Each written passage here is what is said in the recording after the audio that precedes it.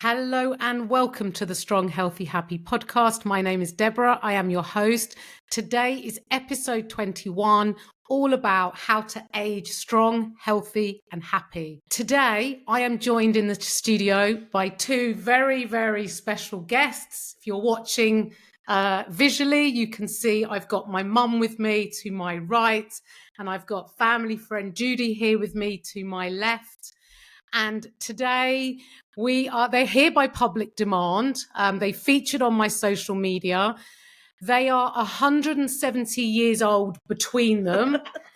And they are a fantastic example of aging strong, active, healthy, and happy.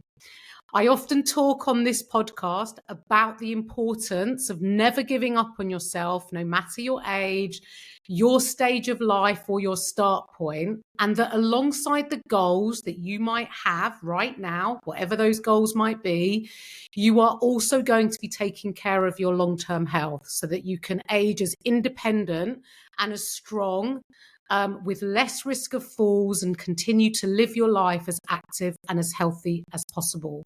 And this is exactly what my two very special guests here are going to talk to you all about. So, who wants to go first, ladies? I want you to introduce yourself to my listeners.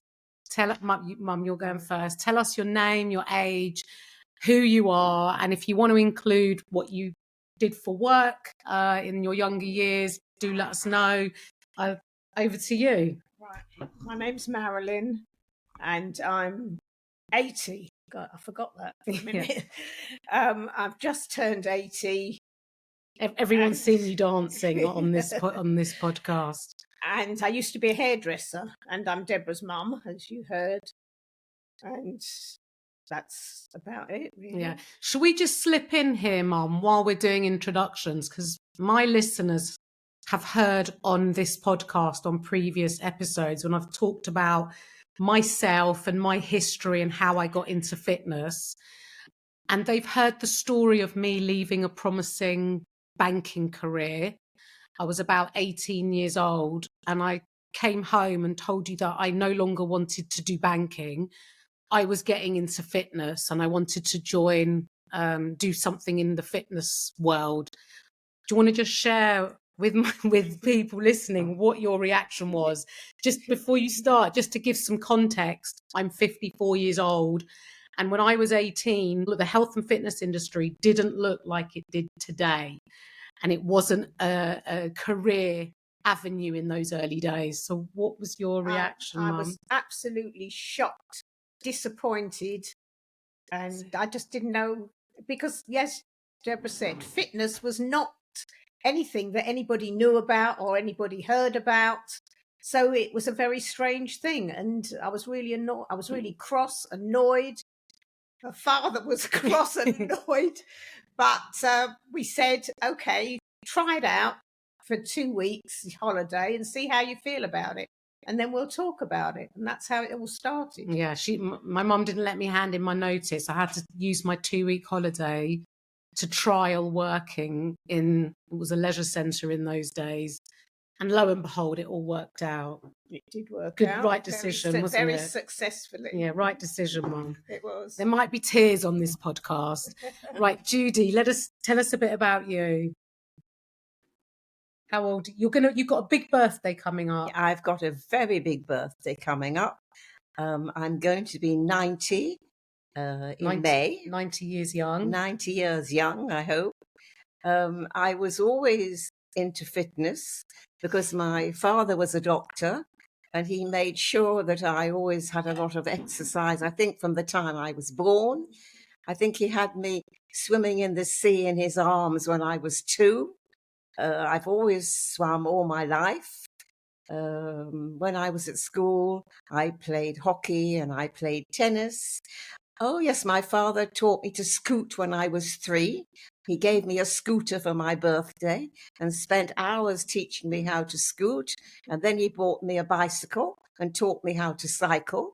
And I'm going to just stop there, Judy. Tell us because we're going to talk about this in greater detail. Tell us about what job did you do when you were younger, when you were working? Apparently, I came from Birmingham, and apparently I had a Birmingham accent, and I was told that I couldn't get into the school that my father wanted me to go to if I didn't have elocution lessons. So I had elocution lessons, and I learnt to speak proper.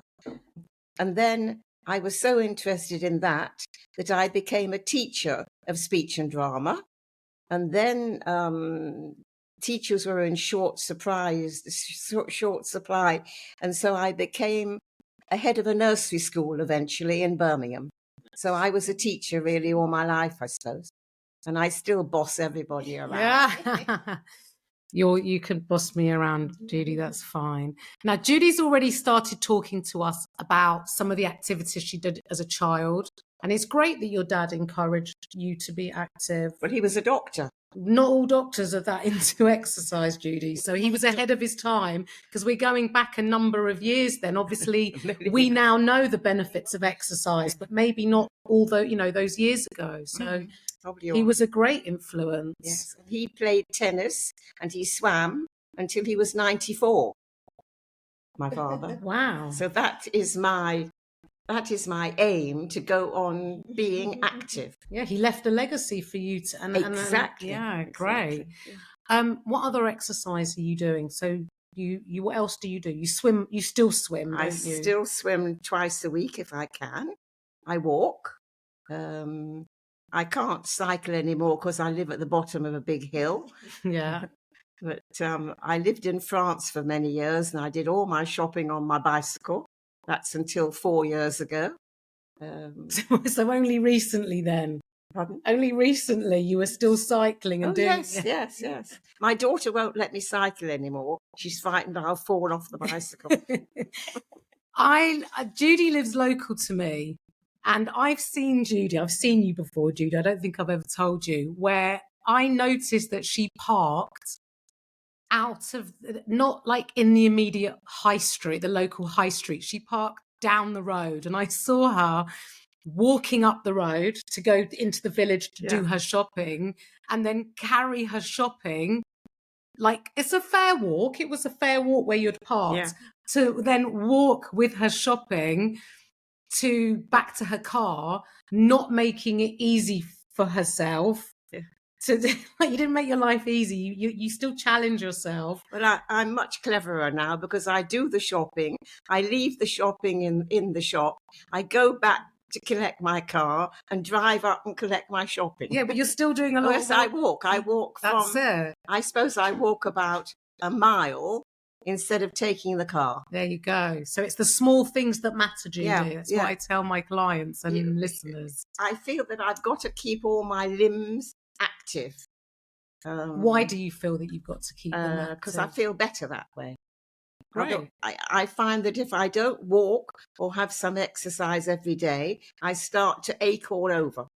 Well, that's a good enough reason to keep moving. Mum, I think I obviously know the answer to this, but were you sporty in school? I hated sport. I hated the what do they used to call it? PT. No, PT. No, PT. Okay. They used to call it. If I could get out of it, I used to get out of it. I never did anything because I was always very self-conscious of my legs and I had to wear a short skirt. But I did swim. My dad taught me to swim and I used to like swimming, but I never did any exercise other than walking to the park when I had the kids.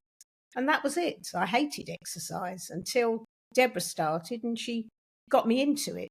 Yeah, but do you know how many people that are now into exercise that have such bad memories of school PE and exercise? They hated it. I hated it. And maybe it's the out-of-date way that they bring exercise and activity into schools, but you're not alone in hating it. Lots of people hate it. So 2 very different examples of, whether they were sporty or active in school and younger years.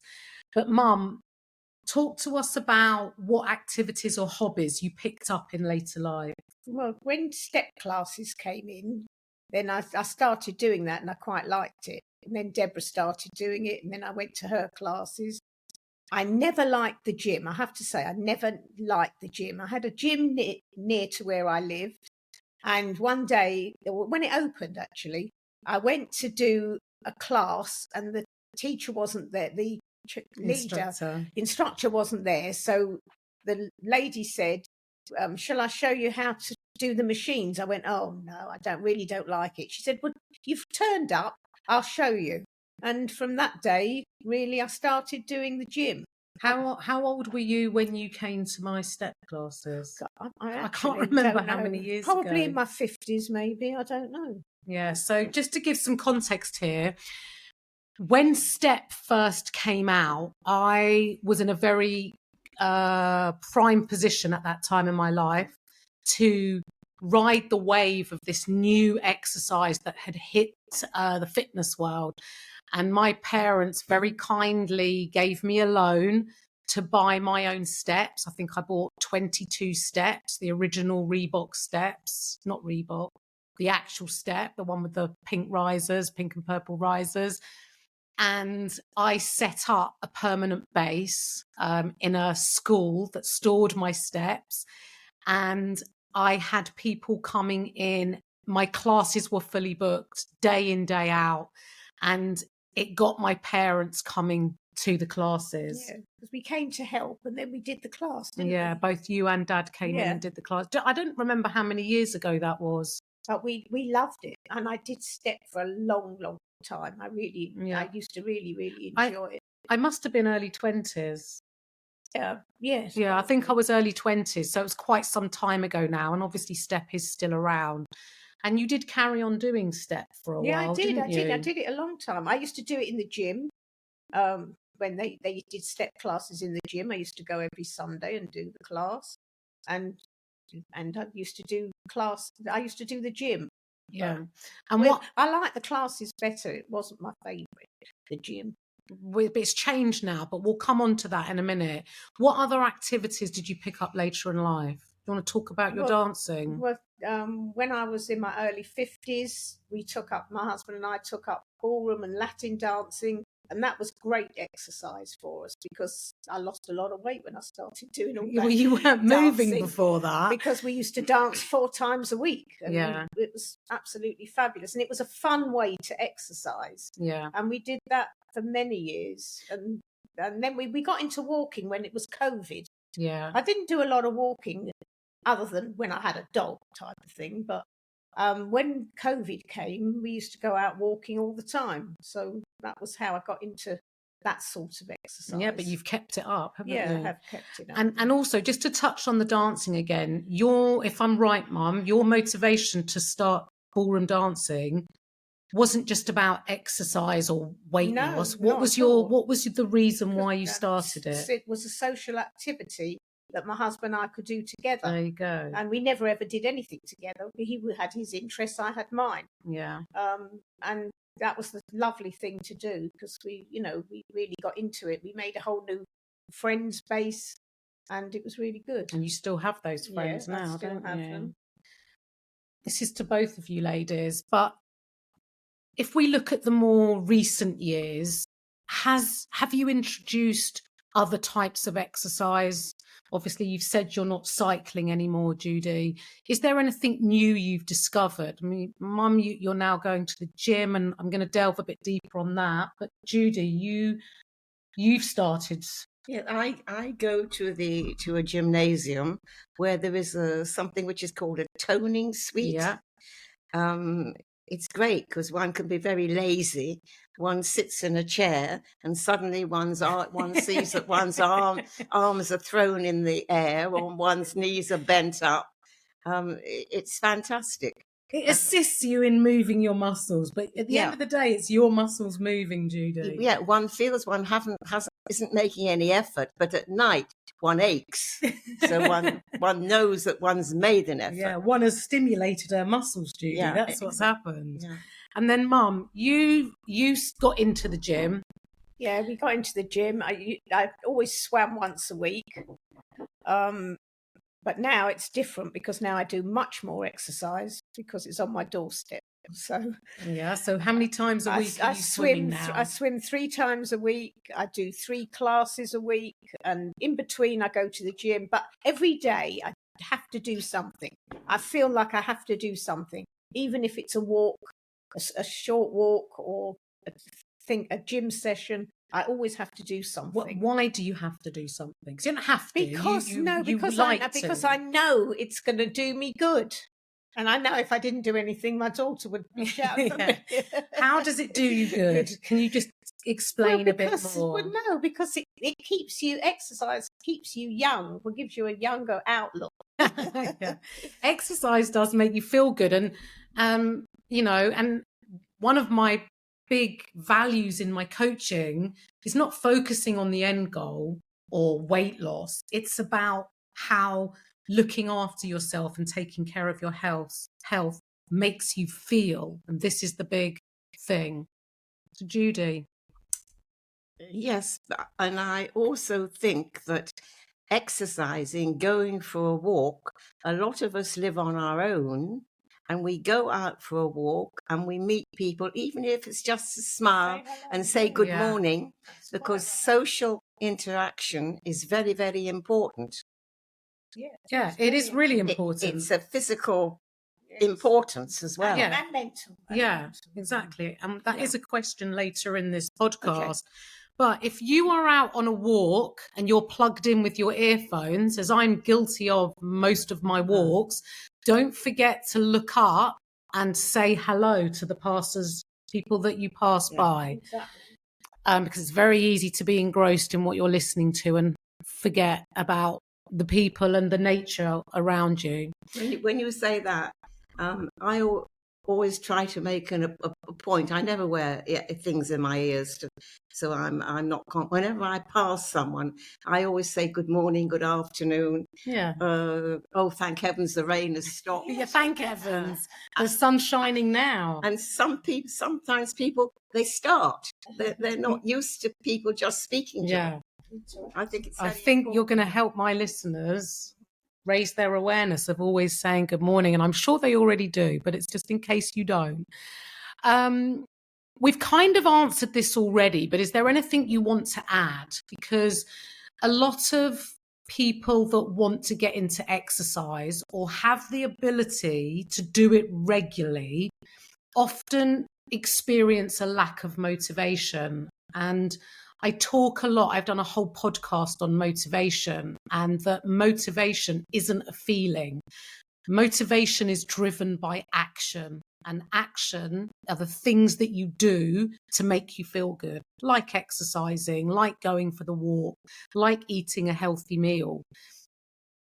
You get results, you feel good, and as a result, you make progress towards your goal. And it's that progress that keeps you motivated and keeps that cycle going.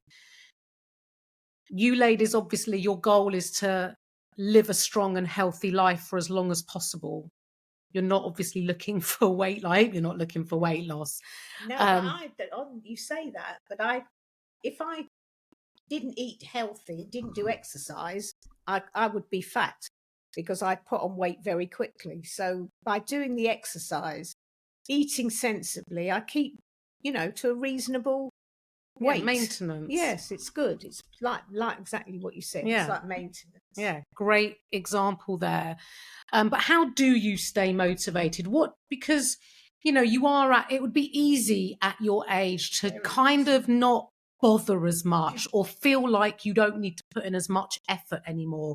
But what keeps you going? Why do you, Judy, what keeps you going? What keeps you walking the extra mile and not driving to the shop? What keeps you, getting into a pool on a cold, dark, miserable day? What gets you to keep doing these things? I think it's a little bit of self-respect comes into this as well. Yeah. It's a difficult question, that is. So that's a very good answer, Judy, because I talk again to my clients a lot about acts of self-kindness and taking care of your health. It's not a punishment. It is an act of self-kindness. And it is self-respect, because you want to do the best you can for your future self. Might feel hard in your present day, but it's what it's your, after, no one wants to do necessarily always feel motivated to get in the pool on a cold, dark, rainy morning. But when you're in the shower after that swimming session and you're getting dressed again, you feel amazing. Yes, that's true. That's very, very true. Yeah. It's very easy to say, oh, I'm not going today. But, you get to a point, I think I've changed in the sense that I want to do it. Yes. And that's it. That's a good enough reason, Mum. Yeah. Very good. Right, let's not all start crying. Right. Okay, now we don't need to go into detail with this, ladies, but is there anything you want to share with the listeners? Have there been any significant challenges you've faced regarding your health and fitness as you've aged? And if so, how did you overcome them? I think it was a fantastic thing that Marilyn said, your mother said, when she said that she was looking for something that she and her husband could do together. And I think that's very important from a health point of view too. Yeah, it is. My husband in France, he didn't play golf like I was trying to do in England. He didn't play tennis. And then I suddenly discovered that he had taught his sister to ride a bicycle. And I said, well, do you ride a bicycle? Yes. So we went off and we bought 2 bicycles. And from then on, we cycled nearly every day together. Yeah, great. And that is very, very healthy. Yeah, it is. It's very healthy to keep a couple together like that as one gets old. Very good point. Otherwise, one sits in one armchair and one sits in another armchair. And scrolls on their phone and doesn't talk. I don't know. No, there weren't phones. Not then, but I'm talking now. Mum, any specific challenges you faced and overcome? Oh, many. Many. Too much to talk about, really. But I think you really, when you get to this sort of age, you just want to keep as healthy as you can, and you want to try to. And if anybody would say, like, if you had got ill again or you died, and they said, well, she never moved or she never did anything, she never walked anywhere, I'm not surprised she got ill. Yeah, you don't know anyone's saying that about you. But I do feel that, and I am very motivated. But it's something that's in you, isn't it? Yeah, but I never was. That's the whole point. Yeah. I've become motivated. Yeah, but that's because you enjoy it. Yeah, I do enjoy it. So you've got to find something you enjoy, and then you'll do it regularly. And the latest new thing that I'm doing, I can tell you about. Oh yeah, we haven't. Did I not prompt this question? Yes. Tell us about the new thing you're doing, Mum. Yeah, a couple of weeks ago, I was trailing in Netflix looking for something to watch, and I came across this film. And the fact that it was like an old person that went to live in a retirement village, where the sort of place that I live in, but it was in America. And she always, as a child, wanted to do cheerleading. So she started the cheerleading group. And when they did it and they showed it, like they did a show, I thought to myself, you know what, we could do that, because these were all 70s and 80s. I thought, we could do that. So I spoke to the gym guy, Daniel, and I said, would he be prepared to teach us or to do it as a class? And he went, yes. And we're all so excited. You've never seen 16 people so enthusiastic about anything in their whole lives. It's an absolute eye opener. And all we're doing now is looking at the outfits. but also share with people listening, like, obviously you're in your 70s and 80s. There must be people with, bad knees, bad legs. Yes, no, we've all got something. In fact, one of the ladies can't keep her balance, so she holds on. She stands near the chair so that she can do it. And we've all got pains. I take a painkiller before I do the class. We've all got bad legs and bad arms, but it doesn't stop us. And I talk about and support my clients with this, and obviously help you through my podcast. And that is always focusing on what you can do and not what you can't. So at the moment, I have a shoulder injury. I've shared that on my social media. I just actually had a steroid injection in it yesterday. I can't actually put my arm around Judy because I can't actually do that movement. But it hasn't stopped me training in the gym, and I can't do my arms, so I've done my legs. And so it's always focusing on what you can do and not what you can't. And you can apply that to all areas of your life, not just your health and fitness. Now, we've talked about your physical fitness. We've talked about strength and aging in the best possible way that you can to support your health. What do you do to look after your mind and your brain? Judy, you want to start that one off? What do you do to look after your mind and your brain? I've joined university third age, which is fantastic because there are so many subjects and so many things that one can do with them. For an example, I lived in France for many years and I wanted to keep my French up. So I've joined a French conversation group, which is fantastic. I also did philosophy of education a long time ago. So I've joined a philosophy group.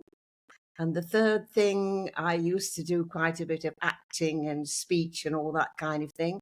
So I've joined a play reading group too. Yeah. So would you say, as well as it stimulating your brain Yeah. and challenging yourself with keeping up your French and your learning, is it the social connection as well? Exactly. It's just, like I said, try to say good morning to people. Yeah. It's the same thing. It's a social group. Social connection. It's very important. It's very important. And when it's Christmas, there's always a little Christmas party. Yeah. If it's somebody's birthday, they can say it's my birthday and come with a bottle of wine. Yeah, great. It's very good. Great. And Mum, what do you do to support your mental health and your well-being, your mind, your brain? We've started doing Rummy Cub. I don't know if anybody knows that, but it's a sort of game with tiles that's like a card game. Very good for your brain. It's because it exercises your brain. I play cards, but now, because it's a social thing and I live in a place where everyone can be sociable. So we've started all these different types of things, social things. How many people would you say are now coming to your Rummy Cub? To the Rummy Cub group? How many? Over 40. It's brilliant. Yeah, which is incredible. And It's these are really all older brilliant. people. Yeah, they're all older people. And my friend and I, we've taught about 30 people how to play, and they all love it. It's it's very good for your brain, I have to say. And it's for all ages. Yeah, and you beat me every time, Mum. Yeah. I think you know all the moves. I had a lovely game the other day with my grandson. And he was a very good player, I have to say, but we really enjoyed it. Now, before this podcast went live, I asked my followers if they had any questions for you both. And I have had a couple of questions, and you can just interject and just talk together. It's fine. But is there a fitness or an activity or something that you've never done that you would have really liked to have tried? Well, there wasn't anything that I've always wanted to be able to play a good game of tennis. So when I had young children, I was young married, I went to a tennis club to learn tennis. After the third lesson, I realized my bat had a hole in it because everybody was doing the ball, returning the ball, and I couldn't do anything. So I gave that up. And then I decided that in my life that I'm only going to do some things that I'm good at. Yeah, well, fair enough. Fair enough. Judy, anything you would have liked to have done or tried but never? Yes, I would love to have been able to have a helicopter. Fly a helicopter.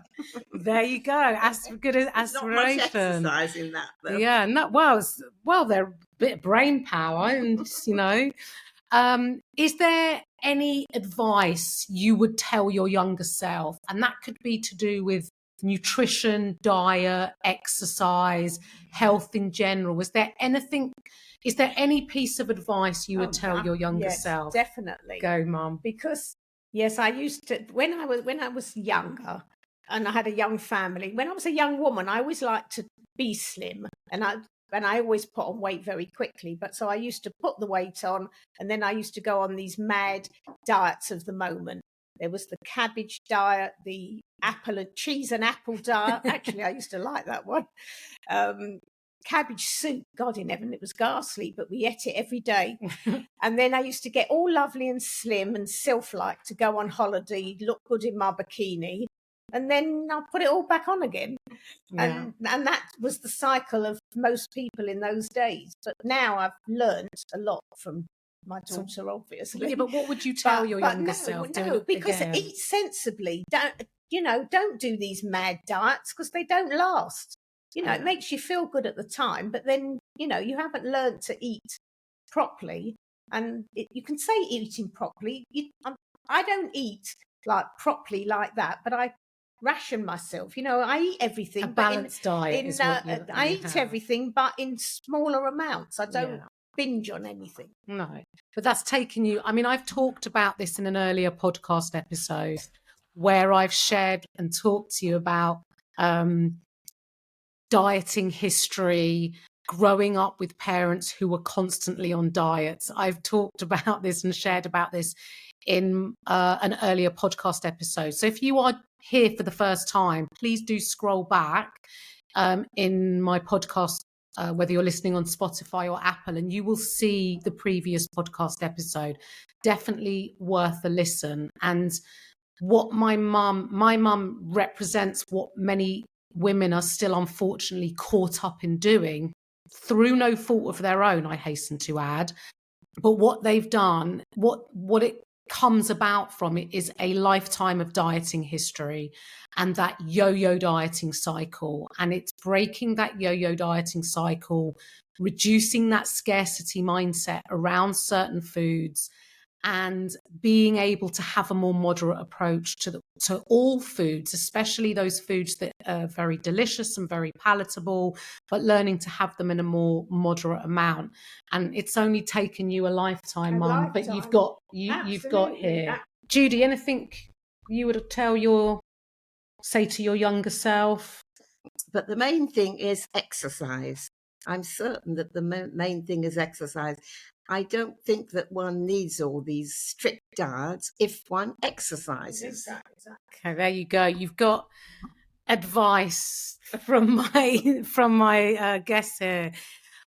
In summary of today's podcast, ladies, do you have any advice to someone who wants to stay active and healthy but feels overwhelmed or unsure?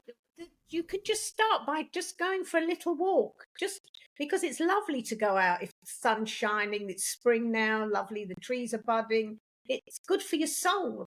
Yeah, it definitely really is. There is research that supports getting out for a walk, preferably in nature, benefits your mental health and well-being, your mood. It improves your mood.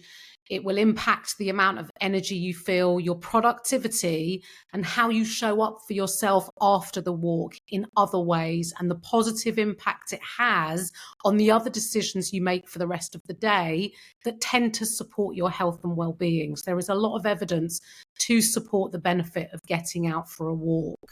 I think, like Judy said, she has a plan every day of what she's going to do. Let's Judy share that with us. Well, now I do things without it, but what I started doing, because I used to wake up in the morning feeling depressed and I didn't want to get out of bed. Now I make myself write down on a piece of paper the night before what I want to do the next day. I make a kind of timetable, and when I woke up in the morning, I used to look at this piece of paper. Oh, yes, I must do that.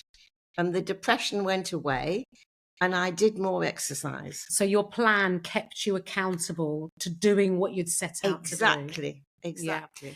And again, look, you see, ladies, I've got two very great examples here of they are practicing things that I preach to you, and that is the importance of planning and scheduling. So whether you do it for the week in advance or whether you do it day by day, have a plan, scheduling time to exercise, scheduling time for your walks, schedule time in to get your shopping done, your grocery shop done, to prepare some healthy meals. You don't have to cook from scratch all the time, but you want to cook a couple of your regulars.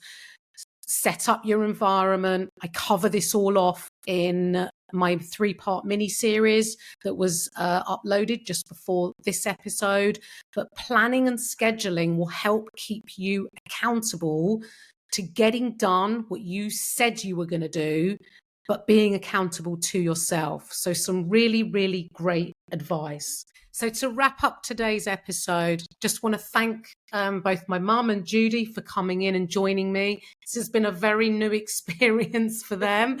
They've never been on a podcast before, but I hope that they leave you feeling inspired and help you feel that it's never too late to give up on yourself. It doesn't matter your age, your stage of life, or your start point. Do something positive and look after your health now to support you as you age. Have a great rest of your day, and I'll catch up with you on the next one.